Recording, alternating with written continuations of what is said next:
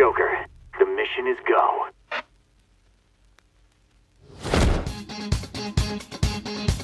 We've had a while to process, and we still can't quite believe that Joker is in Smash. I mean, this guy's a part-time high school student and part-time Phantom Thief, and he's going to be going down against the Nintendo All-Stars. And his only Nintendo game is Persona Q2, which isn't even out worldwide. With that said, the more we thought about it, the more sense Joker makes. We spent the last 2 weeks refreshing our memory of Persona 5 to come up with the most iconic and natural moveset for Joker, and figuring out just how Sakurai and crew will represent the world of Persona. And man, does it have us excited. But we should probably preface first, the potential for Joker's moveset is pretty much unlimited. Unlike most Persona users who can only connect one specific Persona, Joker has the ability to use hundreds of others. I mean, there are literally over 200 in Persona 5, all with a handful of moves each. So to narrow it down, we've turned to the debut trailer, where we quite clearly see Joker with the Arsène persona. This also happens to be the very first persona that Joker awakens to in the game. Now, we could frame his entire moveset around Arsène, but that's not the point of Joker. He's a character who can juggle multiple personas at once, and is able to switch between them after every move, and that's kinda perfect for Smash. Joker could be like Pokemon Trainer and have entirely different movesets when changing persona, or each special move could correspond with a different persona. In the interest of balance, we've decided to go with the latter. Changing persona isn't quite as emphasized as changing an entire Pokemon after all, because no matter what persona you have, you're still controlling Joker. We're also going to take this line here rather literally. Wait a second! You mean, you went alone? Persona is by all means a game that revolves around social interactions, but we don't think any human party members will be joining Joker in Smash. He's pretty much alone here. Although, one character seems to be pretty in the know of it all. Morgana. Now, we said there won't be any human party members, but Morgana is pretty much a cat. Don't call me a cat! Hey, I said pretty much. So what can Morgana do? Well, Morgana has the Zoro persona, but that's not the route we want to explore with this move. We think Morgana should do what Morgana does best. Tell Joker to go to bed.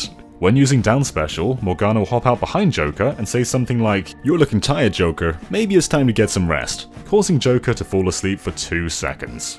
But why should Joker sleep, and not the opponent? Well, in Persona, sleeping basically revitalizes Joker. He's able to do what he likes in the next day, and his HP and SP restore. And we're also thinking about Kirby here. If Morgana were Joker's standard special, this move would be useless to Kirby, as what use does Kirby have for refilling his MP if he can't use any spells? So in our idea for Joker, he'll have an SP bar just down by his icon, and using different personas will cause this bar to deplete, just like in the game. Morgana can refill this bar, but you'll fall asleep while doing so, which leaves you open for attacks. Now, in a recent video from Atlus, Sakurai actually mocked up Kirby using a Morgana hat, so wouldn't it make sense for Morgana to be the standard special? Well, we think this is exactly that, just a mock-up. All Kirby hats portray the character Kirby stole the ability from, and Morgana doesn't portray Joker, so Morgana is simply a down special. So what should the standard special be, and what should Kirby become? Well, how about a persona that's not only obtainable in Persona 5, but is somewhat the icon of Shin Megami Tensei, Jack Frost. But Kirby's still not becoming Jack Frost. Kirby would get Joker's mask, and Jack Frost would appear behind him whenever the move is used. And the same goes for Joker. It's just like in Persona 5. You're always controlling Joker, but personas lend you their powers. Though when Kirby's MP depletes, the hat just goes poof. No way of refilling it. So what move should Jack Frost use? Well, it probably makes sense for Jack Frost to have an ice move, which leaves us with Bufu and Mabufu, the former hitting one opponent and the latter hitting multiple. Now, I think this will work best as a chargeable move, where simply tapping it casts Bufu, which uses 4 SP, but holding it down for 2 seconds casts Mabufu. This uses 10 SP but reaches 3 times further. They deal the same damage though. Both of these will cause damage and knockback, but there's a random chance of freezing an opponent, just like in Persona 5.